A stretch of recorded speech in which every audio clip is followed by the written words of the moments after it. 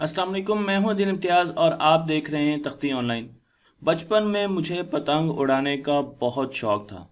मैं अक्सर पतंग लेकर घर से बाहर चला जाता और शाम तक उसे उड़ाता रहता।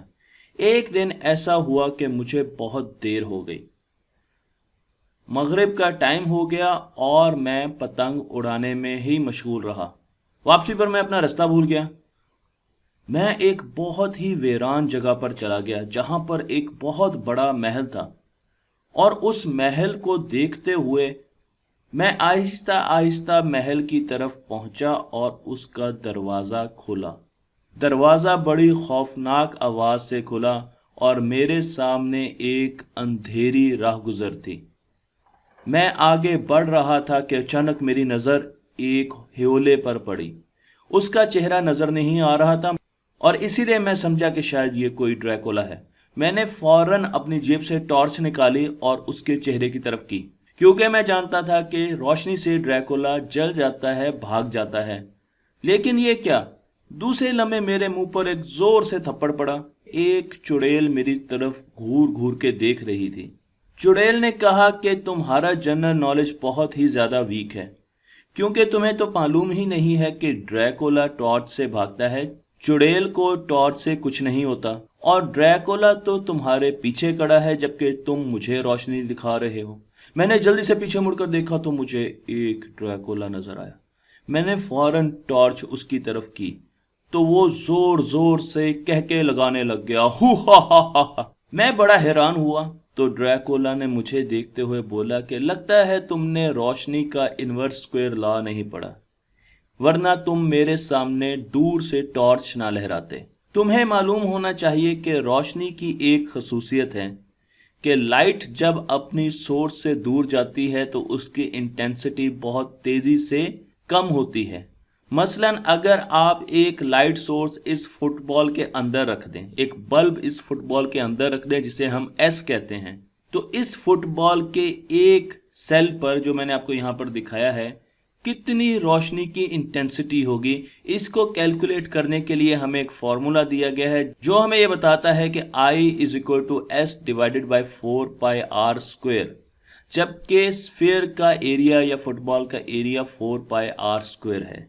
इसका मतलब यह है कि जो जो r² रेडियस बढ़ता जाएगा इंटेंसिटी कम होती जाएगी और इंटेंसिटी रेडियस के स्क्वायर के साथ कम होगी। यानी अगर रेडियस 1 है तो इंटेंसिटी 1 है, लेकिन अगर रेडियस 2 है यानी आप सोर्स से दुगने डिस्टेंस पर चले जाएं तो रोशनी की इंटेंसिटी 1/4 1/4 टाइम्स कम हो जाएगी। अगर आप 3 टाइम्स डिस्टेंस पर चले जाएं तो रोशनी की इंटेंसिटी 1/9 टाइम्स कम हो जाएगी, यानी 1/9 कम हो जाएगी। मैंने पीछे मुड़कर गुस्से से चुड़ैल को देखा जिसने मुझे ड्रैकुला से मुतारिफ कराया था, लेकिन वो भी वहां से भागने की कोशिश कर रही थी क्योंकि उसे मालूम था कि ड्रैकुला अब बहुत बड़ा लेक्चर देने वाले हैं। इस ग्राफ को ही ले लीजिए। अगर आप रेडियस 1 पर हैं तो इंटेंसिटी भी 1 है, लेकिन जैसे ही रेडियस 2 होगा, डबल होगा, तो इंटेंसिटी 1/4 हो जाएगी रोशनी की। 3 पर 1/9 होगी और इस तरीके से रोशनी बहुत तेजी से उसकी इंटेंसिटी कम होती है। मतलब यह कि अगर हम किसी भी रोशनी से दूर होते जाएंगे, अगर रेडियस 1 है तो 100% है, लेकिन अगर आप उससे दुगना दूर हो गए तो उसकी इंटेंसिटी 25% रह जाएगी। आप देखें कितनी बड़ी डिप है। अच्छा, अगर आप 3 यूनिट दूर चले गए तो उसकी इंटेंसिटी 11% रह जाएगी। अगर 4 यूनिट आप उससे दूर चले गए, यूनिट कुछ भी हो सकते हैं, मीटर हो सकते हैं, फीट हो सकते हैं, तो उसकी इंटेंसिटी 6% रह जाएगी। अगर आप 5 यूनिट दूर चलेंगे तो 4%, 3%, 2%। तो इस तरीके से रोशनी बड़ी तेजी से डिके करती है। यही चीज मैंने आपको यहाँ पर दिखाई। आप देखें यहाँ पर एक रोशनी की सोर्स है और हमारे पास मुख्तलिफ अंडे हैं जो हमने यहाँ पर रखे हुए हैं।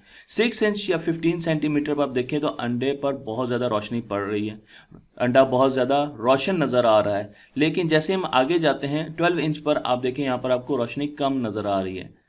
18 इंच पर 3 टाइम्स आपको रोशनी और ज़्यादा कम होती हुई नज़र आ रही है। इसी तरीके से रोशनी यहाँ पर बहुत ही डिम है। इसलिए अगर तो ड्रैकुला इस जगह पर मौजूद है तो उसे रोशनी से ख़तरा हो सकता है, लेकिन अगर ड्रैकुला हमसे बहुत दूर है तो उसे रोशनी से कुछ ख़ास खतरा महसूस नहीं होगा और वो आपको मुस्कुराता हुआ नजर आएगा। फोटोग्राफर्स जब फोटोग्राफी करते हैं तो इनवर्स स्क्वायर लॉ का बहुत ज्यादा ख्याल रखें। मसलन अगर आपने रोशनी के सामने एक मॉडल को खड़ा करना है और वो उससे 1 फुट के फासले पे, तो आप उनका चेहरा देख सकते हैं। वाज़ेह तौर पर आपको उनका चेहरा नजर आएगा, लेकिन आपको चेहरे के अलावा बाकी जगह पर डार्कनेस नजर आएगी, डिफरेंशियल बहुत ज्यादा नजर आएगा। 2 फीट पे आप देखिए उनका चेहरे पर रोशनी मध्यम हो गई है, 3 फीट और उसके बाद 4 फीट पर रोशनी बहुत ज्यादा मध्यम होती जा रही है। इस रिलेशन को हम इनवर्स स्क्वायर लॉ कहते हैं, जो कि फोटोग्राफर्स बहुत ज़्यादा फोटोग्राफिंग करते हुए इस्तेमाल करते हैं। उसकी एक वजह यह है कि जब हम रोशनी के बहुत पास होते हैं तो इनवर्स स्क्वायर लॉ ये कहता है कि डिफरेंशियल बहुत ज़्यादा होता है। मसलन आपका चेहरे का वो हिस्सा जो रोशनी के सामने है वो तो बहुत ज़्यादा रोशन होगा, लेकिन जो रोशनी से दूर है वो बहुत ज़्यादा ब्लैक होगा, डिफरेंशियल फर्क बहुत ज़्यादा होगा। लेकिन जैसे जैसे आप रोशनी से दूर जाएंगे तो ये डिफरेंशियल या फर्क आहिस्ता आहिस्ता खत्म होता जाएगा। आप यहाँ पर देखें तो आपको नजर आएगा कि अब रोशनी तो मध्यम हो गई है, लेकिन डिफरेंशियल जो है, आपको कान भी नजर आ रहे हैं, सर भी नजर आ रहे हैं, इनका फर्क काफी कम हो गया है। ये भी एक बहुत बड़ी खसूसियत है रोशनी की, और इनवर्स स्क्वायर लॉ हमें ये बताते हैं। इनवर्स स्क्वायर लॉ को विजुलाइज करने के लिए एक और एग्जांपल बड़ी दी जाती है, और ये एग्जांपल है एक बटर गन की।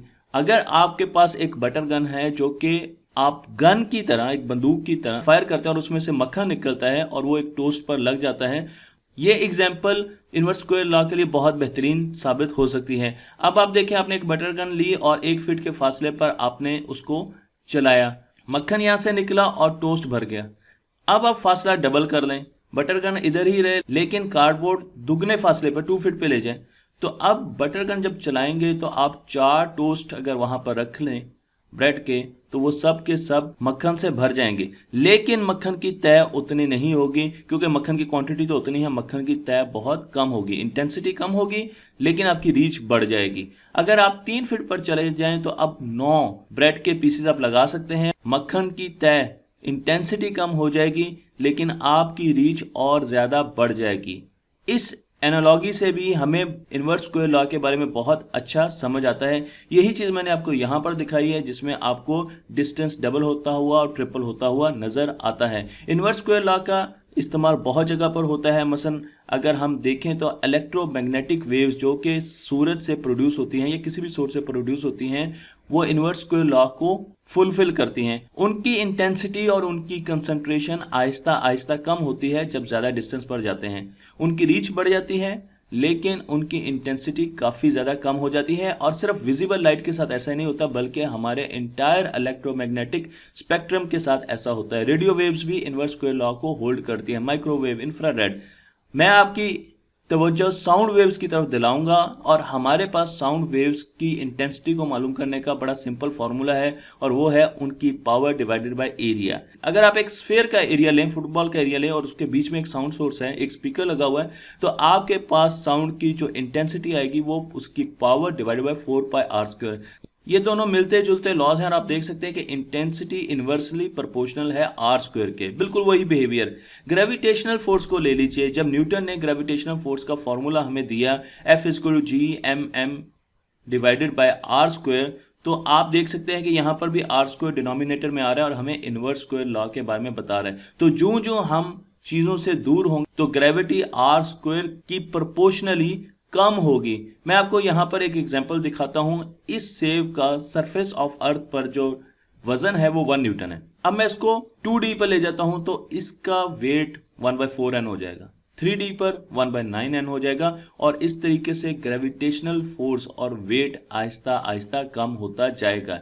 यही चीज दिखाने के लिए मैंने आपको एक और एग्जाम्पल दिया है। मेरे पास यहाँ पर force of gravity r distance पर या रेडियस पर जो जमीन की सरफेस पर Fg है, लेकिन जब 2r पे जाऊंगा तो ये Fg/4 रह जाएगी। अगर 3r पर जाऊंगा तो मेरे पास जो अर्थ की ग्रेविटेशनल पुल है वो Fg/9 यानी और कम हो जाएगी। और जब मैं मरीख तक पहुंचूंगा, मार्स तक पहुंचूंगा, तो डिस्टेंस होगा 60r, और यहां पर मेरे पास जो जमीन की ग्रेविटेशनल पुल होगी वो Fg/3600 होगी, बहुत ज्यादा कम हो चुकी होगी। इनवर्स स्क्वायर लॉ की एक और एप्लीकेशन कूलम्स लॉ भी है, जिसमें हम इलेक्ट्रिक फोर्स निकालते हैं दो चार्जेस के माबैन।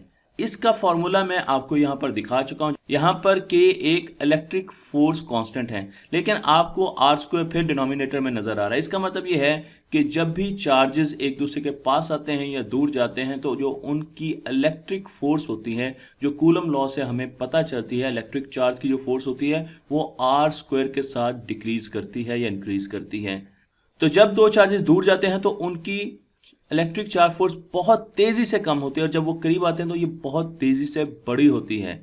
मैं बड़े गौर से ड्रैकुला की ये बातें सुन रहा था कि अचानक वो खामोश हो गए और अपने पेट पर हाथ रखते हुए उन्होंने कहा कि बड़े अरसे से मैं भूखा हूँ, बड़े दिनों के बाद कोई शिकार खुद ब खुद मेरे पास चल कर आया है। ये सुनना था कि मैंने वहां से शूट लगाई। मैंने पीछे मुड़कर नहीं देखा, क्योंकि अगर मैं पकड़ा जाता तो आज मैं ये वीडियो ना बना रहा होता। तो मुझे उम्मीद है कि आपको मेरी वीडियो पसंद आई होगी। मेरे चैनल को लाइक कीजिए, शेयर कीजिए और इल्म को बांटिए।